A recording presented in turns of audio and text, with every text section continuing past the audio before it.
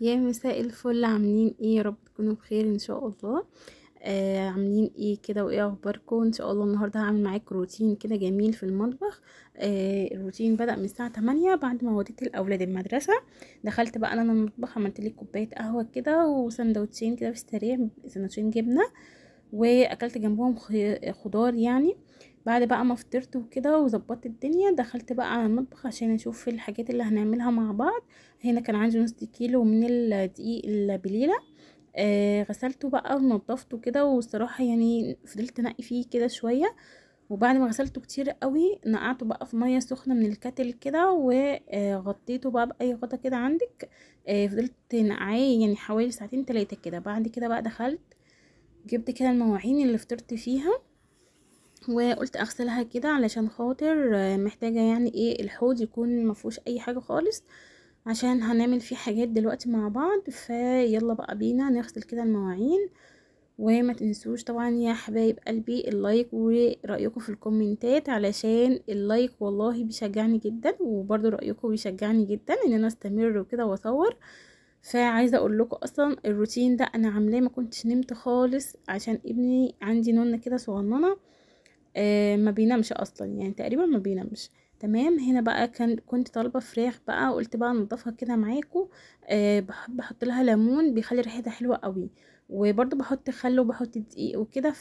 يعني كتري كده ليمون كتير. انا حطيت تقريبا على الدبابيس دي حوالي 4 أو 5 ليمونات كده، وحطيت خل بقى كتير قوي. بعد كده جبت حبه دقيق كده، وبقعد بقى ايه اغسل كده في الفراخ وافرك فيها. بيبقى فيه يعني احيانا كده ايه زي شعر كده اللي هو الخفيف قوي ده. فبفضل افرك بقى فيها كده لحد ما الشعر ده ما يختفي خالص من الدبابيس، ونضفها كويس جدا جدا. واشيل بقى اي مثلا جلدة او اي حاجة كده، اي حاجة يعني مش حلوة انت مش بتحبيها، فنضفيها كويس قوي. بعد كده بقى ايه الكمية دي كانت كتيرة، فطبعا انا حطيت كده تقريبا 3 اكياس، شلت 3 اكياس او كيسين تقريبا مش فاكرة. بس لا 3 اكياس حطيتهم بقى كده في الفريزر. وسبت كام سبت تقريبا 5 وحدات كده، هنتبلهم دلوقتي مع بعض وهنعملهم يعني ايه للغدا. عايزه اقول لكم انا كنت كمان جايبه كيلو بانيه مع الدبابيس دي، ونضفته برضو بنفس الطريقه اللي نضفت بيها الدبابيس. بعد ما نضفتها بقى وغسلت ايدي كويس وغسلت كمان الحوض كويس، جبت بقى البليله وحطيتها كده في الحله، وحطيتها كده على النار تغلي بقى وتستوي شويه قبل ما اتبل الفراخ يعني اللي هتبلها معاكم. كانت هنا بقى مستوية كانت قوي، ما خلاص شاء الله، البليله ودايبة استوت دوب كده، كانت وكان خطيرة طعمها بجد. تحفه. هنا بقى كنت ايه قلت هسيبها كده ايه، يعني كنت بوريها لكم ان هي ما شاء الله تقلت قوي واستوت قوي وبقت حلوه. عايزه اقول لكم بقى انها مغذيه وحلوه جدا وموفره كمان في اي وقت كده، يعني الاطفال اللي عندك يكونوا جعانين طلعي لهم كده كيس. انا سبتها تبرد وشلت منها 3 اكياس كده في الفريزر، عشان بخاف ايه لو سبتها وقت كبير في التلاجة تبوظ مني. وشلت كمان منها البقى، يعني شلته كده في علبة وغطيته كويس جدا وحطيته في التلاجة. لما بيعوزوا ياكلوا بطلع لهم في طبق وبسخنه وبياكلوا. هنا كمان البانيه اللي انا قلت لكم ان انا غسلته مع الدبابيس، جبته كده بشرت له كده بصلايه بشرتها ناعم جدا. وعايزه اقول لكم بحب احط له قوي زعتر وفلفل، يعني فلفل اسمر وملح وبس. مش بحط اي توابل تاني، هو الفلفل الاسود والملح والبصلايه. وطبعا يعني الزبادي او البيض اللي انا هستخدمه ليه مش يعني انا ده هشيله في الفريزر، فلما اجي اطلعه بقى بحط له لا اما زبادي لا اما بيض. مش بحب اشيله طبعا في الفريزر بالزبادي او البيض، لان ده انا هشيله مش هستخدمه يعني. بس هنمسك واحده واحده كده ونتبلها، وبعد كده بقى ايه بعد ما يتبلوا كلهم واحده واحده كده حلو ووصلها التتبيله، احطها بقى ايه في طبق كده، واحطه بقى ايه في كيس وهدخله الفريزر. بينفع بقى في اي وقت تكوني مثلا مستعجله عايزه تعملي، يعني دوبك هتسلقي مثلا شويه مكرونه وتطلعي بقى البانيه تحطيه كده في الفيجيتار وتعملي بقى الاكل. هنا بقى هنعمل التتبيله بتاعه الدبابيس. جبت كده تقريبا 3 أو 4 بصلات كبار، وحبتين كده من الطماطم او 3، وقرنين كده او قرن من الفلفل الرومي الاخضر، ولو عندك قرن فلفل رومي احمر بيبقى تحفه قوي. وحطيت زعتر وروزماري وفلفل اسود وملح، وكمان نص معلقه كده صغيره من بابريكا. ونص معلقه صغيره من البصل البودره، وربع معلقه صغيره من الثوم البودره. هنمسك الكلام ده كله نضربه كويس جدا في الكبه.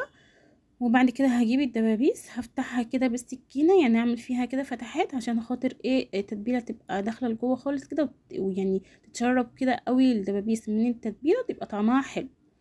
مننسيش بقى لو وصلتي لحد هنا في الروتين تضغطي لايك وتقولي رايك في الكومنتات، وشجعوني كده يا جماعه، شجعوني عشان اعمل يعني فيديوهات كتير قوي كده على اليوتيوب. طبعا اللي بيتابعني على الصفحه تلاقيني مستمره الحمد لله الفتره دي، رغم ان كنت تعبانه جدا والله الايام اللي فاتت انا وابني، بس يعني بنحاول ربنا يقوينا يا رب.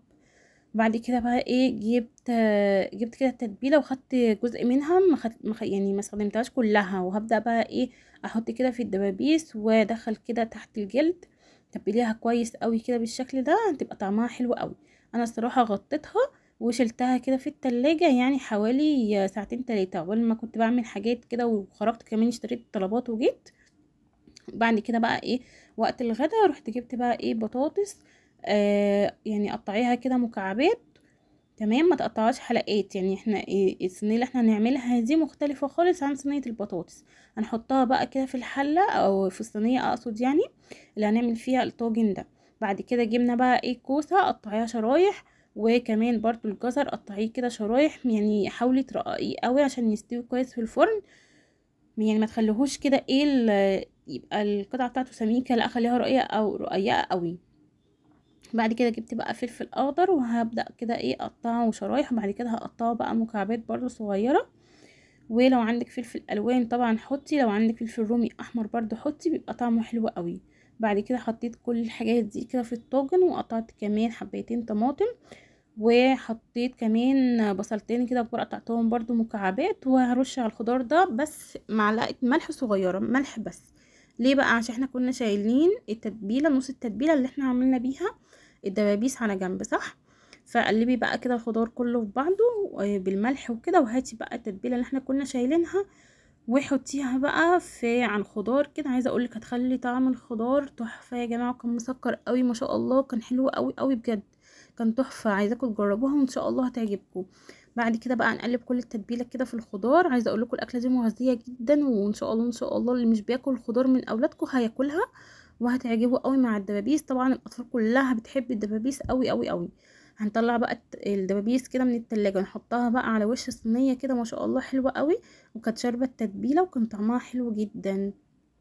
هنرصها بقى كده ونحاول نخلي كده على الوش الجزء اللي فيه الجلد، وهننزل بقى بباقي التتبيله على وش كده الدبابيس. دخلتها على فرن سخن على درجه حراره 200، وكنت حاطه كمان على الوش معلقه سمنه.